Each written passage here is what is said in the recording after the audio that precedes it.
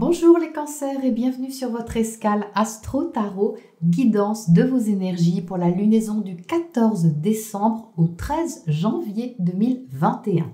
La nouvelle lune en Sagittaire apporte de l'espoir et de nouvelles idées inspirantes qui concernent votre travail, votre activité au quotidien, votre vie de tous les jours. C'est une lunaison qui vous invite à voir plus loin, à faire du tri dans vos anciennes croyances ou habitudes pour prendre soin de ce qui vous donne de l'optimisme.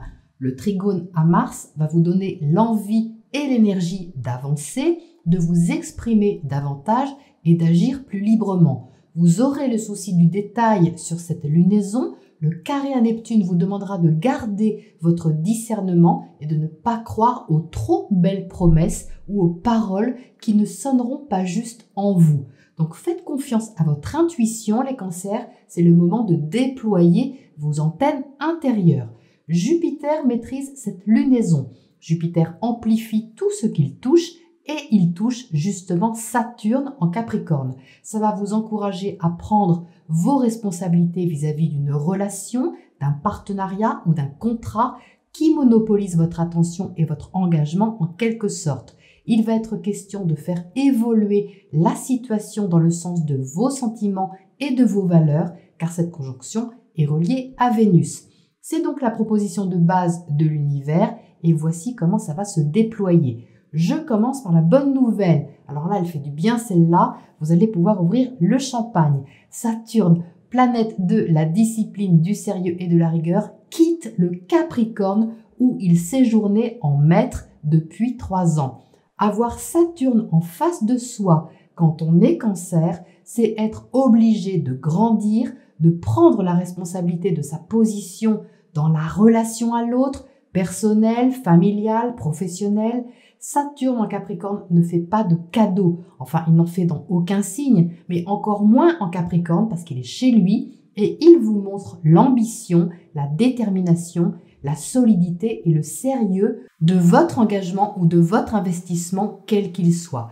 Alors même si vous êtes du premier décan du cancer et que vous n'aviez plus Saturne directement en face de vous, puisque ce sont les troisièmes décans qui trinquent, si on peut dire, depuis quelques mois, il est tout de même probable que vous ayez ressenti depuis 3 ans une certaine lourdeur parce que la présence de Saturne est tellement forte que même quand il passe dans le décan voisin, on peut le sentir encore. Moins fortement, mais quand même.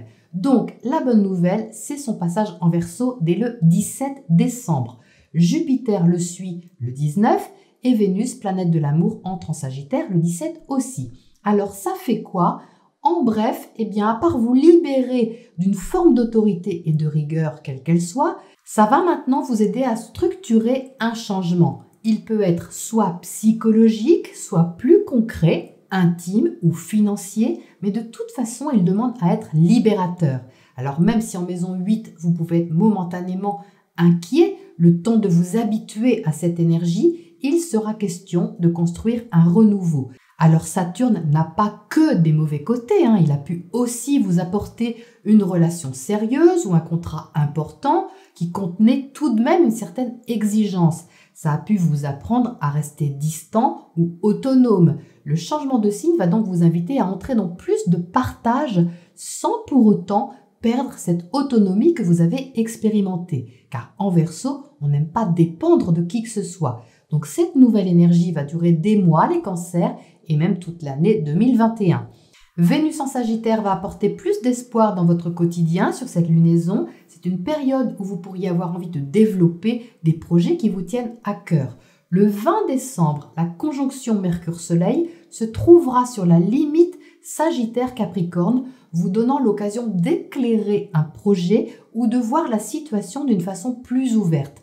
Comme cette conjonction entre le 21 en Capricorne, c'est peut-être une idée que vous aurez envie de concrétiser immédiatement avec l'autre ou envers l'autre. Le Soleil en Capricorne va éclairer votre secteur relationnel à partir du 21, ramenant votre attention dans ce secteur. Le carré Mars-Pluton sera à maîtriser, il pourrait y avoir un peu de tension tout de même, une envie de faire les choses à votre manière sans vous laisser dicter ou manipuler, alors il faudra composer sur quelques jours.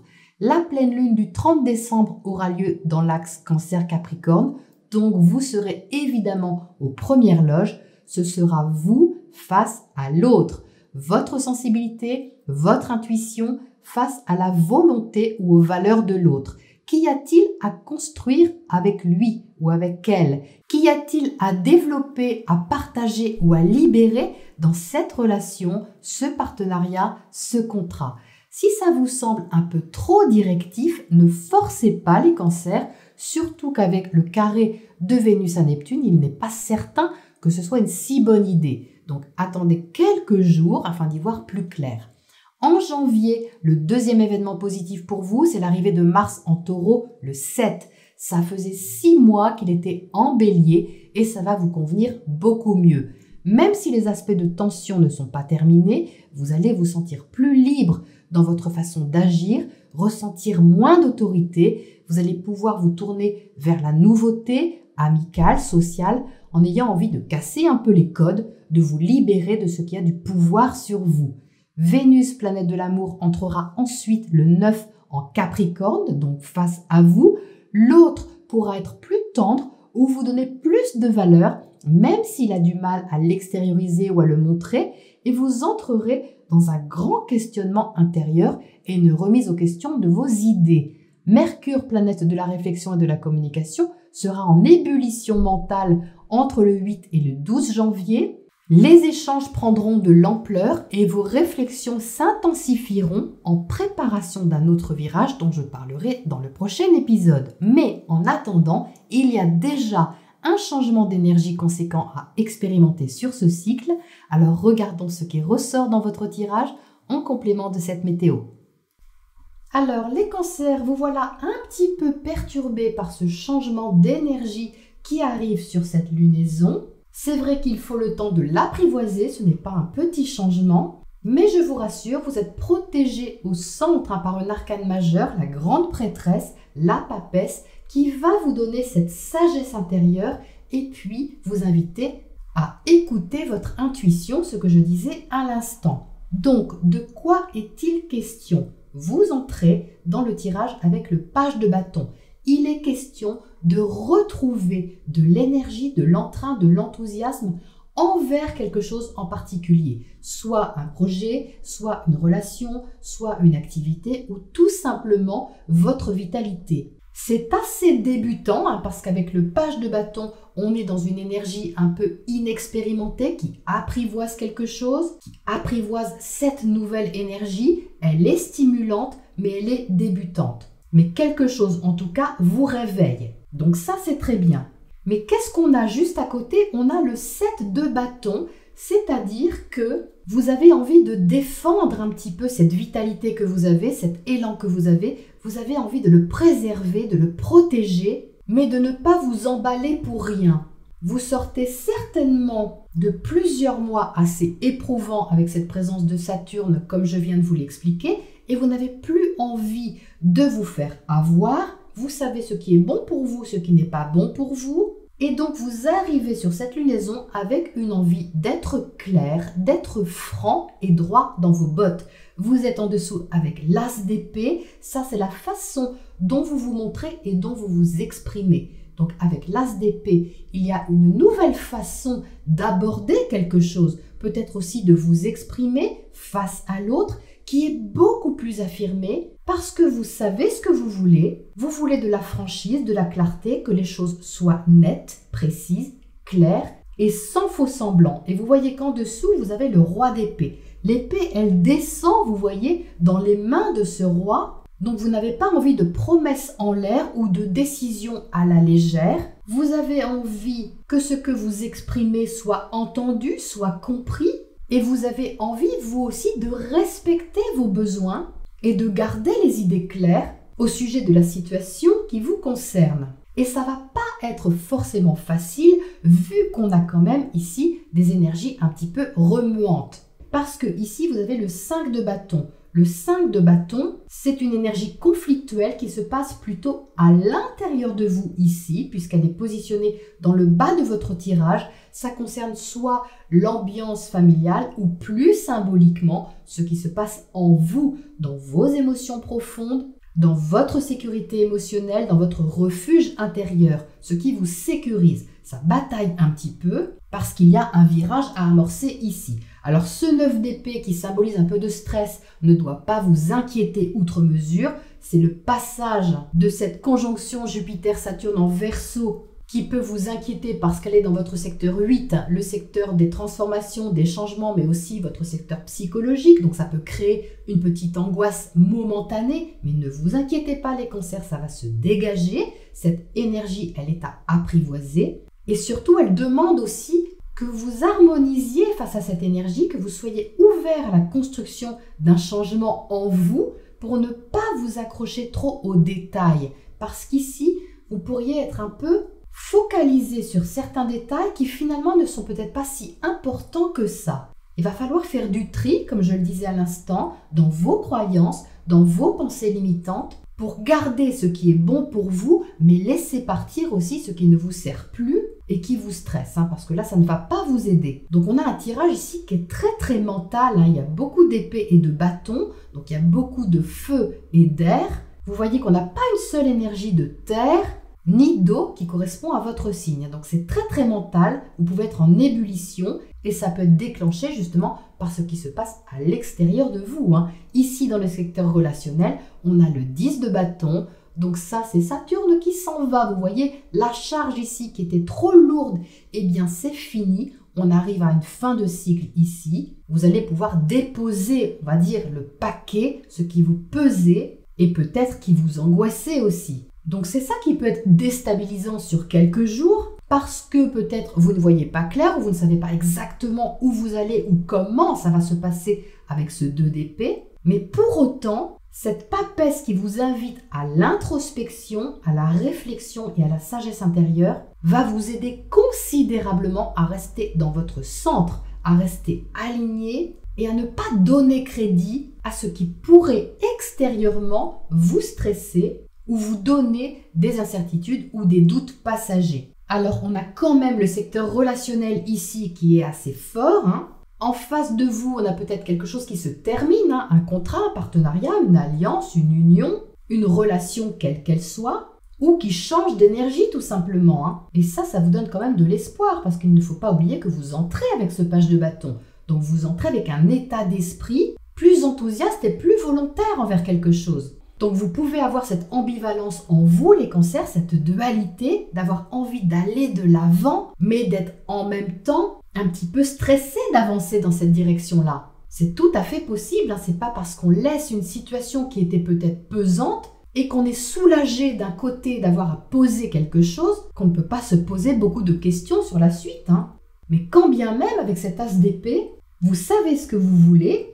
Et si vous entrez dans un nouveau partenariat ou un nouveau projet, une nouvelle activité quelle qu'elle soit, ce que vous voulez, c'est que ce soit plus léger pour vous, à ne plus porter cette charge ou ces angoisses au niveau du quotidien qui pouvaient vous maintenir un petit peu sur la défensive ou en surprotection de votre sensibilité. Parce que ce 7 de bâton ici peut représenter ce Mars en bélier dans votre secteur 10, ce secteur de votre carrière, mais tout ce qui représente ou représenter une autorité sur vous sur ces 6 derniers mois. Parce que Mars en bélier, il est boostant, oui, mais comme il n'était pas forcément bien aspecté et qu'il est passé par plusieurs phases sur ces 6 derniers mois, ça a pu vraiment vous fatiguer. Donc là, on a un changement d'énergie, on a un regain de vitalité qui revient et d'espoir, même si vous ne voyez pas tout clairement sur cette lunaison avec ce 2 d'épée ici. On va aller l'éclairer. Alors, qu'est-ce qu'on a pour commencer à côté de ce 9 d'épée ici qui vous stressait un petit peu? On a le chevalier de pentacle. Parfait, je suis ravie de voir une énergie de terre dans ce tirage parce qu'avec le chevalier de pentacle, on avance lentement mais sûrement. Donc peut-être que ici vous ne pouviez pas agir à votre guise et même selon ce que vous ressentiez, parce que vous voyez qu'on a une lune derrière qui vous représente mais qui est bloquée par toutes ces épées ici. Donc là, ça se débloque. Vous voyez qu'on retrouve la lune, votre luminaire. Donc plusieurs cartes. Ici, elle est cachée derrière les épées. Ici, on la retrouve dans la grande prêtresse. Donc, vous retrouvez votre sensibilité, votre intuition, votre identité émotionnelle, même on peut dire. Même si c'est le début, même si vous réapprivoisez quelque chose avec ce page de bâton, mais aussi avec ce chevalier de pentacle, qui vous remet en selle d'une certaine manière, mais de façon très lente, mais très fiable. Le chevalier de pentacle est rassurant. Donc ça, c'est tout à fait bon pour vous. Qu'est-ce qu'on a à côté de ce 10 de bâton ici, dans le secteur relationnel? Quelque chose qui était trop lourd pour vous. Qu'est-ce qui saute ici? Le page de pentacle. Donc là, on réapprivoise vraiment quelque chose. Vous voyez que c'est encore un page. Donc une énergie juvénile, inexpérimentée, débutante. C'est comme si peut-être vous appreniez à nouveau à vous ouvrir à l'autre, quel que soit cet autre, mais vous ne voulez pas y aller n'importe comment, vous avancez avec beaucoup de prudence, vous faites des petits pas les cancers, vous vous ouvrez tout doucement, le temps de comprendre, le temps de jauger la situation, de voir ce qui est vrai et ce qui ne l'est pas, de voir si vous pouvez vous fier à ce que vous ressentez ou pas. Justement, on va aller voir ce 2 d'épée là-haut. Qu'est-ce qu'il nous dit ce 2 d'épée ? Il nous dit qu'il faut renaître. On le sort la carte de la mort pour la renaissance. Donc là, on est bien dans votre secteur 8, le secteur de la transformation. C'est-à-dire qu'ici, vous allez être invité aussi à renaître à autre chose. C'est vraiment pas étonnant. Vu qu'on a ici quelque chose qui se termine, c'est forcément pour renaître à quelque chose de nouveau. Mais d'abord, il faut tourner une page, clore un chapitre important et prendre le temps avec cette papesse ici de ressentir, de préparer, d'étudier et de vous relier à votre intuition. Qu'est-ce qu'on a à côté de cette mort en plus là-haut? J'aime bien suivre la carte de la mort avec une autre carte. Le chariot, magnifique, parce que le chariot, c'est votre carte, les cancers. Alors, je suis désolée, je crois qu'il y a un petit reflet avec ma lampe, donc je vous la montre. Le chariot, c'est votre carte. C'est la carte de l'avancée. Vous voyez qu'ici, on retrouve la lune, mais elle est pleine ici. Donc, vous retrouvez votre plein potentiel imaginatif et intuitif pour tourner cette page ici. Mais vous voyez, je pense que c'est pas maintenant, c'est ce qui vient ensuite. C'est ce qui vient sur la lunaison de janvier. Donc, c'est en préparation là. Vous préparez, vous êtes en clôture d'un chapitre pour préparer quelque chose de nouveau à mon avis. Et ça vous correspond, puisque le chariot, c'est votre carte, c'est quelque chose qui correspond à votre énergie, qui va correspondre à votre énergie, et vous donnez la sensation que vous reprenez un peu le pouvoir sur votre vie, même si vous y allez doucement pour le moment. Allez, qu'est-ce qu'on a comme oracle là-dessus pour terminer ? On a incubation, donc oui, vous voyez, c'est exactement ce que je viens de dire avec la papesse. Vous incubez, vous préparez quelque chose sur ce cycle lunaire.